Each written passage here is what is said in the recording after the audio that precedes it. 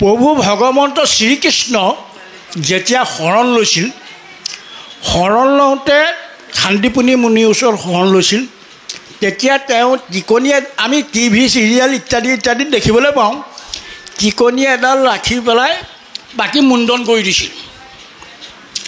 কিন্তু এতিয়া আমি সেই আৰ্হিটো আমাক দেখুৱাইছে, প্ৰভু ভগৱন্তই আমাকেই দেখুৱাইছে আৰ্হিটো। সেই আৰ্হিয়ে আমাৰ গুৰুজনাই কিন্তু নাকচ কৰিছে। কিয়? আমি শৰণ লওঁতে আমাৰ মুণ্ডন নহয়। আমাৰ মুণ্ডন কিয় কৰা নহয়? যেতিয়া ভগৱন্ত ৰামচন্দ্ৰ ৰাজসভাত বহি আছিল, তেতিয়া হনুমন্ত পুৰুষে, ভক্ত হনুমন্তই গৈ ৰামক সেৱা কৰিছে, প্ৰভু দাসৰ সেৱা গ্ৰহণ কৰক। আৰু ৰামচন্দ্ৰই হনুমন্তক সুধিছে, তুমি যে মোক সেৱা কৰিলা, তুমি কোন? হনুমন্ত অকণমান আচৰিত হৈছে। সদায় এই সময়ত মই সেৱা কৰোঁ, আজি প্ৰভুৰ কি হ'ল, মোক চিনি পোৱা নাই যে। তেতিয়া হনুমন্ত অকণমান চিন্তা কৰি কৈছে, প্ৰভু মই আপোনাৰ দাস, নাম মোৰ হনুমান। তেতিয়া ৰামচন্দ্ৰই কৈছে, তোমাৰ নাম মই নাই সোধা, তুমি কোন মোক উত্তৰ দিয়া, তোমাৰ মই নাম নাই সোধা। হনুমন্ত আকৌ আচৰিত, মোৰ নাম হনুমন্ত বুলি ক'লোঁ, ৰামে দেখোন মোৰ নামটো নাই সোধা বুলি ক'লে, মোৰনো কি জানিব বিচাৰিছে। দ্বিতীয়তে ক'লে, প্ৰভু মই অঞ্জনাৰ পুত্ৰ, বায়ুপুত্ৰ, কেশৰী নন্দন, নাম মোৰ হনুমান। তোমাৰ বংশৰ কথা মই নাই সোধা নহয়, তুমি কোন? ৰামচন্দ্ৰই দ্বিতীয়বাৰ প্ৰশ্ন কৰিছে, তোমাৰ বংশ গোত্ৰ মই নাই সোধা, তুমি কোন? 3 নম্বৰতে হনুমন্ত অকণমান চিন্তা কৰি উত্তৰ দিছে, প্ৰভু মই বান্দৰ। তেতিয়া ৰামচন্দ্ৰই কৈছে, তোমাৰ জাতিৰ কথা মই নাই সোধা, তুমি কোন? সেই প্ৰশ্ন আমি চিন্তা কৰাটো অতিৱ প্ৰয়োজন, যে ভগৱন্তই জাত পাত, ধনী দুখীয়া, উচ্চ নীচ, শিক্ষিত অশিক্ষিত, এইবিলাক বিচাৰ কৰি বৈকুণ্ঠলৈ নিম, নৰকলৈ পঠিয়াম, স্বৰ্গলৈ পঠিয়াম, এনেকুৱা ব্যৱস্থা শাস্ত্ৰত আমাৰ ক'তো উল্লেখ কৰা নাই। আমি মাত্ৰ নুবুজাৰ বাবেহে সমাজত মই বৰ ভাৱনাযুক্ত হৈ সমাজ বিশেষে আমি খোৱা নোখোৱাৰ ব্যৱস্থাখিনিৰ মাজত অৱস্থান কৰি থাকোঁ, এইবিলাকৰ মাজত আমি সোমাই থাকোঁ। হনুমন্ত পুৰুষে অকণমান ধ্যান কৰি বুজি পাই ভগৱন্তক উত্তৰ দিবলৈ আগবাঢ়োঁতে ৰামচন্দ্ৰই তেতিয়া নামধাৰী কৈছে যে, হনুমন্ত উত্তৰ পালা যদি মোক কোৱা। তাৰ অকণমান আগলৈকে মই তোমাৰ নাম সোধা নাই, বংশ পৰিচয় সোধা নাই, জাতি সোধা নাই। আৰু সেইজন প্ৰভু ৰামচন্দ্ৰই তাৰ পাছত হনুমন্তক কৈছে, হনুমান মুখত সুন্দৰ মিচিকীয়া হাঁহি দেখা পাইছোঁ, তুমি উত্তৰটো পালা যেন পাইছোঁ, কোৱাচোন। তেতিয়া হনুমন্ত উত্তৰ দিছে যে, প্ৰভু দেহৰ দৃষ্টিত মই জীৱ, তুমি আত্মা ঈশ্বৰ। দেহৰ দৃষ্টিত আৰু জীৱৰ দৃষ্টিত মই আত্মা, তুমি পৰমাত্মা। আৰু আত্মাৰ দৃষ্টিত যেতিয়া আমি দৰ্শনটো পাম, তুমিয়ে মই, ময়ে তুমি। অৰ্থাৎ জীৱ আত্মাই হ'ল পৰমাত্মা, পৰমাত্মাই হ'ল জীৱ আত্মা। তাৰমানে আমি সমস্তজনাকে শাস্ত্ৰ ঈশ্বৰ বুলি কৈছে। কিয়নো আমাৰ শৰীৰৰ ভিতৰত মাধৱ গুৰুজনাই সিদ্ধান্ত দিছে, যিহেতু চৈতন্যপূৰ্ণ পৰমাত্মা ৰূপে হৰি হৃদয়ত আচন্ত প্ৰকাশী, তাতে সেই ইন্দ্ৰিয়গণ ভূত প্ৰাণ বুদ্ধি মন প্ৰৱৰ্তে যতেক জৰ ৰাখি। আমাৰ শৰীৰত পৰমাত্মা কৃষ্ণ তত্ত্ব আছে কাৰণেহে আমি মুখেৰে কথা ক'ব পাৰিছোঁ। সেইটোৱে হ'ল তেওঁ। যেতিয়া পৰমাত্মা শৰীৰত থাকিব, তেতিয়ালৈকে শৰীৰটোক বডি বুলি কোৱা যায়। আপোনালোকে জানে বডি বুলি কয়। কিয় বডি বুলি কয়? কাৰণ ইয়াত পৰমাত্মা ইক্ষতত্ত্ব আছে। আৰু এই বডিটোত সোমাই থকাৰ কাৰণে এই শক্তিমান তত্ত্বটোক পৰমাত্মা বুলি কোৱা হয় বা আত্মা বুলি কোৱা হয়। শৰীৰটোৰ পৰা আত্মা তত্ত্ব যিদিনাই ওলাই যাব, সেইদিনাই বডিটোৱে নাম পায় ডেড বডি, অৰ্থাৎ মৃত শৰীৰ বুলি ঘোষণা কৰা যায়। পৰমাত্মা কৃষ্ণ তত্ত্ব ইয়াত থকালৈকে চুলি, নখ, দাড়ি সকলোবিলাক প্ৰত্যেক দিনাই অকণমান অকণমান বাঢ়ি যায়। 7 দিনৰ মূৰত, 10 দিনৰ মূৰত চুলি দাড়ি কাটিবই হয়, আপোনালোকে জানে। কিন্তু পৰমাত্মা ওলাই যোৱা মৃত শৰীৰটো ডেড বডিটো 10 দিন ৰাখি থ'বচোন। যেনে নখ তেনেই থাকিব, যেনে দাড়ি তেনেই থাকিব, যেনে চুলি তেনেই থাকিব, অকণমানো নেবাঢ়ে। তাৰমানে আমি যাক মই মোৰ বুলি কৈ অহংকাৰ কৰি আছোঁ, সেইটো ময়ো নহয় মোৰো নহয়, ই হ'ল বিনাশী। আৰু যেতিয়াই আত্মা তত্ত্ব শৰীৰটো এৰি দিব, তেতিয়া আত্মাই কি নাম পায়? প্ৰেতাত্মা। আত্মাই অন্য এটা নাম পায় প্ৰেত আত্মা সমান প্ৰেতাত্মা। আৰু আত্মা শৰীৰটোত থাকিলে শৰীৰটোৱে নাম পায় বডি, শৰীৰটো এৰি দিলে শৰীৰটোৱে নাম পায় ডেড বডি। আৰু শৰীৰটোত থাকিলে আত্মা, শৰীৰটোৰ পৰা ওলাই গ'লে প্ৰেতাত্মা হৈ যায়। আৰু চতুৰ্থতে প্ৰশ্নটো হ'ল যে কাৰোবাৰ এটা পৰিয়ালৰ মুৰব্বী যেতিয়া পৰলোকগামী হয়, তেতিয়া 10ম দিনাখনৰহে আমাৰ ক্ষৌৰ কৰ্ম অৰ্থাৎ নখ দাড়ি চুলি ইত্যাদি ইত্যাদি কাটে। তৃতীয় দিনা বা 5ম দিনা কিয় নাকাটে? তাৰ কিবা শাস্ত্ৰীয় বিধান আছে নেকি, সিদ্ধান্ত আছে নেকি? বাপজনাই যাতে অনুৰোধ কৰি আমাক জনায়, আমি কৃতাৰ্থ হ'ম। কৃষ্ণ। মাধৱ গুৰুজনাই সিদ্ধান্ত দিছে, যিহেতু চৈতন্যপূৰ্ণ পৰমাত্মা ৰূপে হৰি হৃদয়ত আচন্ত প্ৰকাশী, তাতে সেই ইন্দ্ৰিয়গণ ভূত প্ৰাণ বুদ্ধি মন প্ৰৱৰ্তে যতেক জৰ ৰাখি। আমাৰ শৰীৰত পৰমাত্মা কৃষ্ণ তত্ত্ব আছে কাৰণেহে আমি মুখেৰে কথা ক'ব পাৰিছোঁ। সেইটোৱে হ'ল তেওঁ। যেতিয়া পৰমাত্মা শৰীৰত থাকিব, তেতিয়ালৈকে শৰীৰটোক বডি বুলি কোৱা যায়। আপোনালোকে জানে বডি বুলি কয়। কিয় বডি বুলি কয়? কাৰণ ইয়াত পৰমাত্মা ঈশ তত্ত্ব আছে। আৰু এই বডিটোত সোমাই থকাৰ কাৰণে এই শক্তিমান তত্ত্বটোক পৰমাত্মা বুলি কোৱা হয় বা আত্মা বুলি কোৱা হয়। শৰীৰটোৰ পৰা আত্মা তত্ত্ব যিদিনাই ওলাই যাব, সেইদিনাই বডিটোৱে নাম পায় ডেড বডি, অৰ্থাৎ মৃত শৰীৰ বুলি ঘোষণা কৰা যায়। পৰমাত্মা কৃষ্ণ তত্ত্ব ইয়াত থকালৈকে চুলি নখ দাড়ি সকলোবিলাক প্ৰত্যেক দিনাই অকণমান বাঢ়ি যায়। 7 দিনৰ মূৰত 10 দিনৰ মূৰত চুলি দাড়ি কাটিবই হয়, আপোনালোকে জানে। কিন্তু পৰমাত্মা ওলাই যোৱা মৃত শৰীৰটো ডেড বডিটো 10 দিন ৰাখি থ'বচোন। যেনে নখ তেনেই থাকিব, যেনে দাড়ি তেনেই থাকিব, যেনে চুলি তেনেই থাকিব, অকণমানো নেবাঢ়ে। তাৰমানে আমি যাক মই মোৰ বুলি কৈ অহংকাৰ কৰি আছোঁ, সেইটো ময়ো নহয় মোৰো নহয়, ই হ'ল বিনাশী। আৰু যেতিয়াই আত্মা তত্ত্ব শৰীৰটো এৰি দিব, তেতিয়া আত্মাই কি নাম পায়? প্ৰেতাত্মা। আত্মাই অন্য এটা নাম পায় প্ৰেত আত্মা সমান প্ৰেতাত্মা। আৰু আত্মা শৰীৰটোত থাকিলে শৰীৰটোৱে নাম পায় বডি, শৰীৰটো এৰি দিলে শৰীৰটোৱে নাম পায় ডেড বডি। আৰু শৰীৰটোত থাকিলে আত্মা, শৰীৰটোৰ পৰা ওলাই গ'লে প্ৰেতাত্মা হৈ যায়। এই কথাখিনি আমি চিন্তা কৰিলে হয়তো বুজি পাম। গীতা শাস্ত্ৰত কৈছে, বাপজনে সোধা প্ৰশ্নৰ উত্তৰ দিবলৈকে আমি গৈ থকা হৈছে যে এজন মানুহ মৃত বুলি ঘোষণা কৰাৰ পাছত তেওঁৰ অৰ্থে যিবিলাক নিয়মৰ কথা কোৱা হৈছে, 3 দিনত তিলনি, 10 দিনত দহা, 11 দিনত কৰ্ম, এইখিনিৰ মাজলৈ আচলতে আমি সোমাই যাব বিচৰা নাছিলোঁ। 10ম দিনত ইতিমধ্যে আমি এটা কথা কোৱা হৈছিল, 240 ঘণ্টা। এদিনত 24 ঘণ্টাকৈ 240 ঘণ্টা মানে 10 দিন। সেই দিনটোলৈকে জীৱিতসকলৰ লগত এই সংসাৰ এৰি যোৱা আত্মাৰ সম্পৰ্ক থাকে, ই শাস্ত্ৰসন্মত। তাৰ পাছত 11 নম্বৰ দিনটোত সেই আত্মাই সংসাৰ এৰি গুচি যায়। কিন্তু ক'লৈ যাব, কেনেকৈ যাব, সেই সিদ্ধান্ত শৰীৰটোত সোমাই থাকোঁতে জীৱ আত্মাই যিখিনি কৰ্ম কৰিছিল তাৰ ওপৰত নিৰ্ধাৰণ। ইতিমধ্যে পদে আমাক সেই কথাখিনি কৈ গৈছিল, যাৱে পূৰ্ব কৰ্ম থাকে তাৱে প্ৰাণ ইন্দ্ৰিয় সমে দেহা পুনো নাশনহি কয়।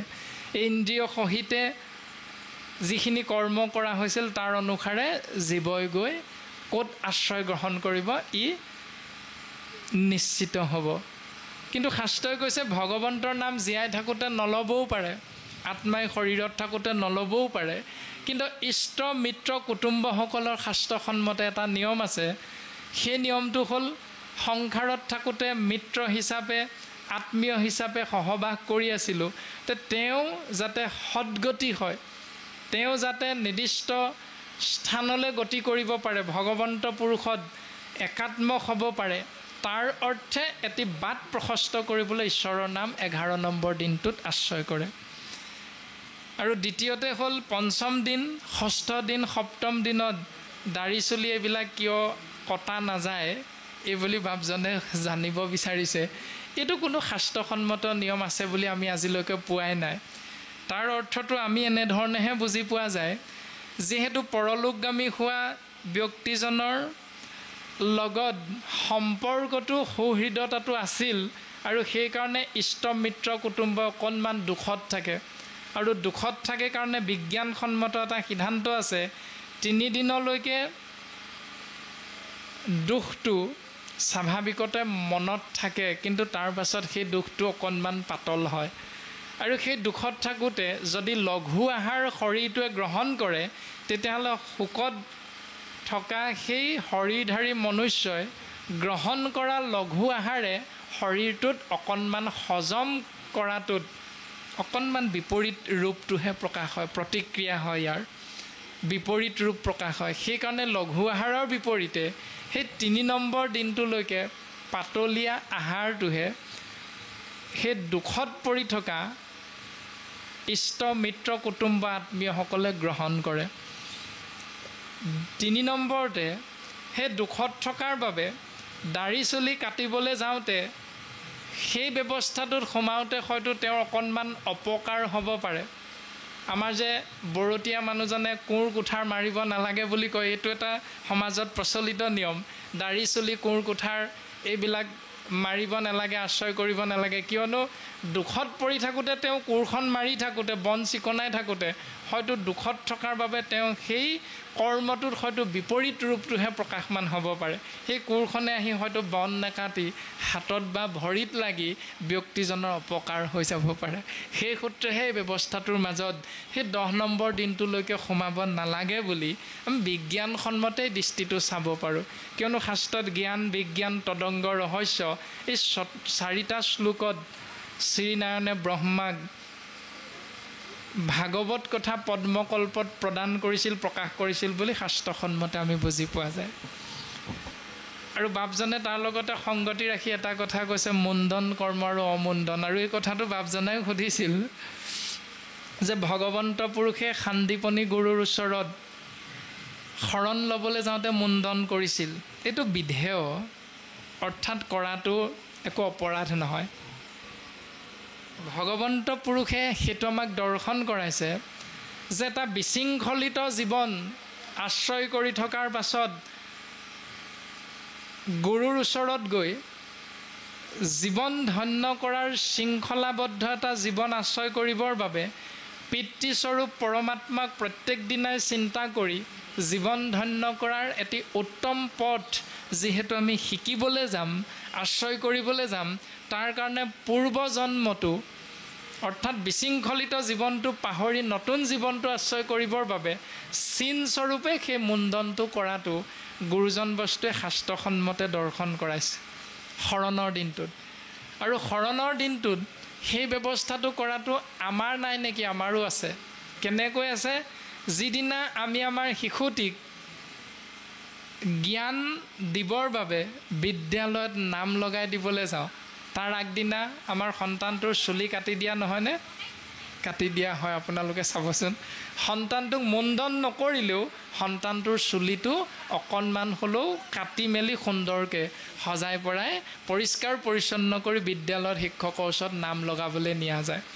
সেইটো জ্ঞান আশ্ৰয় কৰিবৰ বাবে সেই ব্যৱস্থাটো আমিও প্ৰত্যেকেই পালন কৰোঁ। দ্বিতীয়তে বাপজনাই সুধিছে যে পিতৃ বা মাতৃ পৰলোকগামী হ'লে মুণ্ডন কৰিব লাগে নে নালাগে? সেইটো কিন্তু শাস্ত্ৰসন্মত নহয়। কিন্তু বাকী শৰণ প্ৰক্ৰিয়াত মুণ্ডন কৰাটো শাস্ত্ৰসন্মত।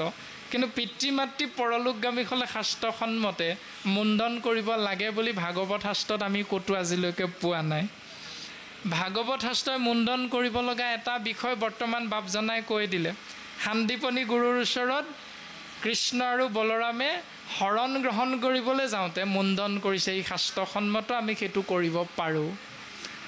2 নম্বৰতে অশ্বত্থামাই কুৰুক্ষেত্ৰ যুদ্ধৰ সামৰণি সময়তে দুৰ্যোধনৰ কৃপাৰ বশত সেনাপতি হৈ ৰাতি মনে মনে আন্ধাৰৰ সুযোগ লৈ দ্ৰৌপদীৰ হৈ থকা 5টি পুত্ৰক পঞ্চপাণ্ডৱ বুলি শিৰচ্ছেদ কৰিছে, আৰু সেই অপৰাধত অশ্বত্থামাক মুণ্ডন কৰা হৈছে, সেইটো অপৰাধ।